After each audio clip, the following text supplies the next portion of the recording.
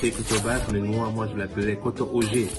C'était un bosseur vraiment. L'arrangeur de génie, il a marqué son temps. Il s'appelait Nyamsi Théodore Roger. Mais le Cameroun et les amoureux du Makossa le connaissent sous le nom de Kotoba. Un artiste au talent immense, une voix reconnaissable entre mille et surtout un bassiste de génie qui aura marqué la musique camerounaise comme peu avant. Le parcours d'une légende, c'est avec Season Media.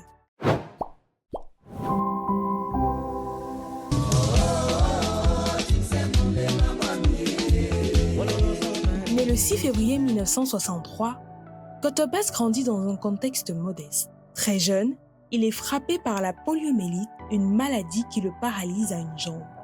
Mais ce handicap, loin de le freiner, devient pour lui une force et une identité.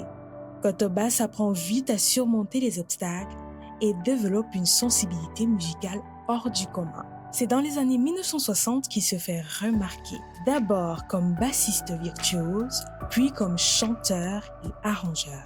Il rejoint le Makassi Band Connection de Sam Fantoma, où son doigté exceptionnel à la guitare basse impressionne musiciens et producteurs.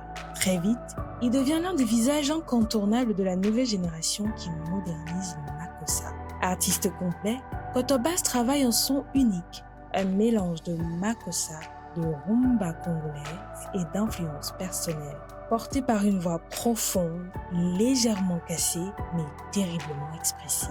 Mais ce sont ces chansons qui vont l'inscrire à jamais dans la mémoire collective. Parmi ses plus grands tubes, on retrouve Edith Ndolongo, véritable hymne populaire.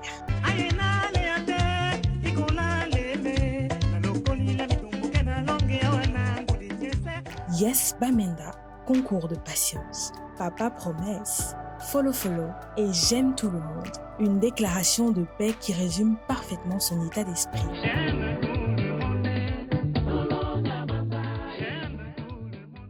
Chaque titre est marqué par son sens de la mélodie, ses lignes de basse inimitables et cette façon unique de transformer la douleur en beauté, la tristesse en musique.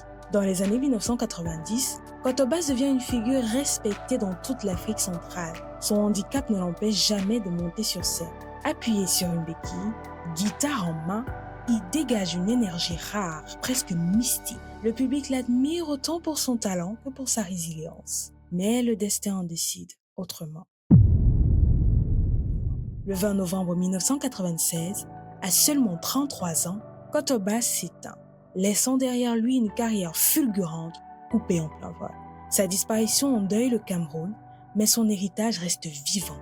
Aujourd'hui encore, son influence se fait sentir. De nombreux artistes reprennent ses œuvres et une fondation portant son nom œuvre pour la mémoire de l'artiste et pour les enfants victimes de handicap dans l'esprit même de Kotobas. Kotobas n'était pas seulement un musicien, il était une leçon de courage, un symbole de talent pur et une voix qui continue d'émouvoir des générations entières. Près de 30 ans après sa disparition, sa musique reste un repère, un héritage précieux du patrimoine culturel camerounais. C'est la raison pour laquelle son fils, Ogé Koto, a sorti ce 20 novembre un film en hommage à son père, parti trop tôt, et dont il marche sur les traces. Et vous, avez-vous écouté les chansons de cette légende? Que vous ont-elles inspiré? Donnez-nous votre avis en commentaire. Surtout, n'hésitez pas à liker, partager et vous abonner pour plus de contenu sur Season Media.